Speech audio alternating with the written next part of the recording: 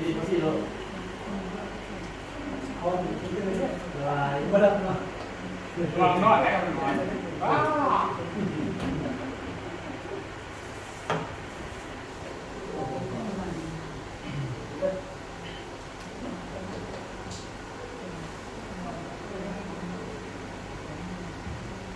สอบตามความเข้าใจเขาเรียกว่าเข้าใจแนวใดเนาะเขาจะพูดว่าผู้ใดเข้าใจแต่ผู้ใดบ่เข้าใจเนาะบ่มีผิดบ่มีผิดบ่มีถูกเด้อตอนส่งท้ายเพิ่นจะมาอธิบายให้เราฟัง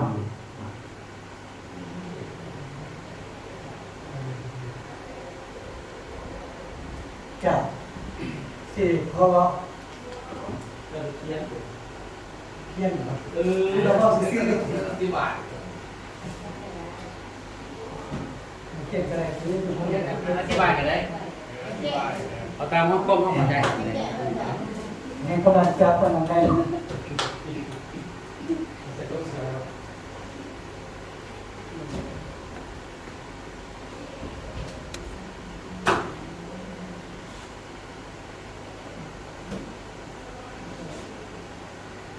ะที่ขออธิบายคือที่เขาเทียนที่ว่าเขาเรียนวันเสาร์นี้นะวันกี่หนึ่งพันไปเนี่ยคือว่าอาจารย์ดิจันเพิ่นอธิบายนี่เนาะรู้จักบอกอาจารย์ดิจันดิจันเขียนปฏิญาณจะนำมองไปถึง รู้ว่าต้องเดิน และข้าพเจ้าสิขึ้นอธิบายเกี่ยวกับความเข้าใจของข้าพเจ้าเองเนาะ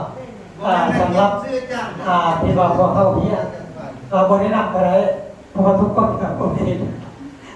นะที่มาเล่าเรื่องเกี่ยวกับสี่ข้อนะ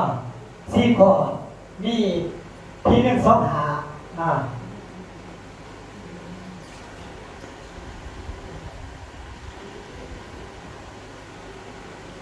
ราคา MLM ราคา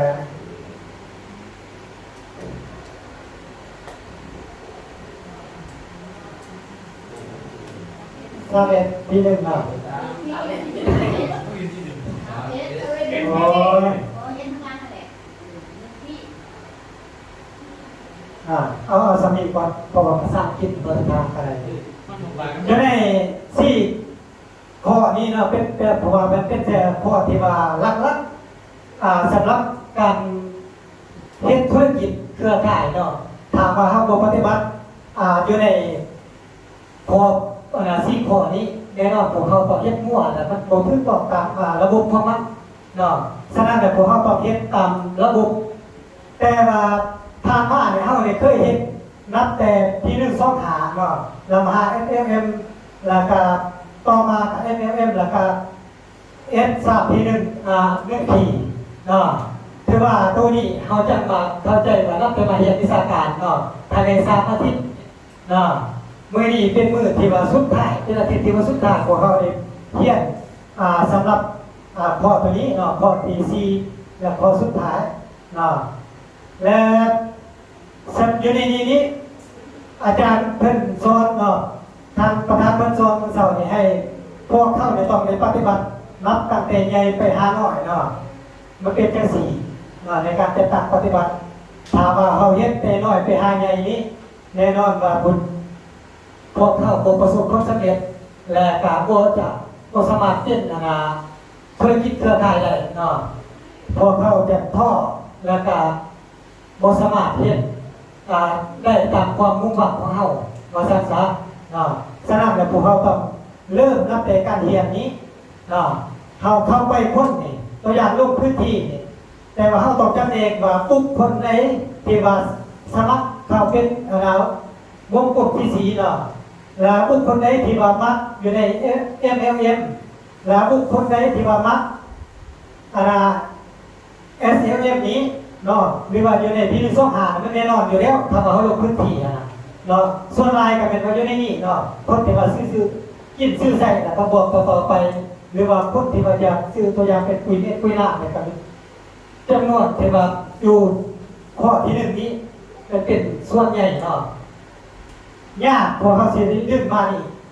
ฉะนั้นแล้วพวกเขาต้องใจเย็นแล้วก็เบิ่งคนสังเกตต้นคนว่าคนอันนี้เป็นคนประเภทใด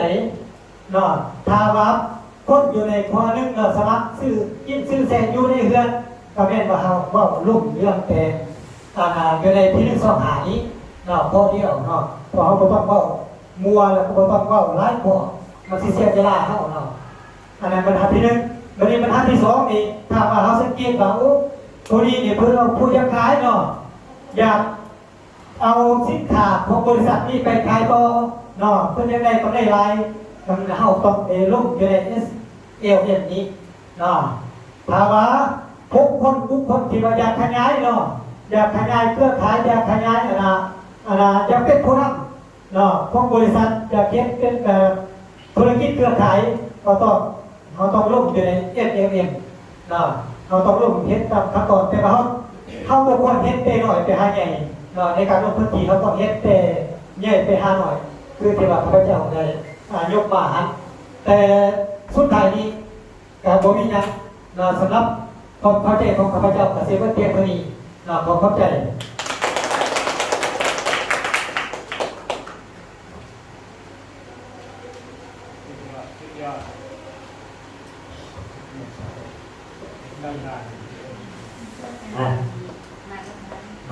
ถือว่าเป็นวิชาการที่มาตรฐานดีเนาะอธิบายรายละเอียดที่เกิดทุกข้อทุกขั้นตอนเนาะเดี๋ยวนี้มันจะแมนการที่ว่าเอาจะไปสื่อสารกับมนาสมาธิเข้าที่ว่าอยู่ข้างล่างเนาะเอาสนใจแย่ก่อนแต่เขาไปเจ้าเองก็ยังโกงหัวใจแย่ก็ถึงมีแต่ว่าห้องเองไปเลยปัจจุบันนี้ก็เริ่มเป็นการแย่เพื่อนก็โบกทางทุกคือเขาไปเจ้าว่าทุกการเที่ยเนาะทุกการเที่ยมันจะเห็นในเฮา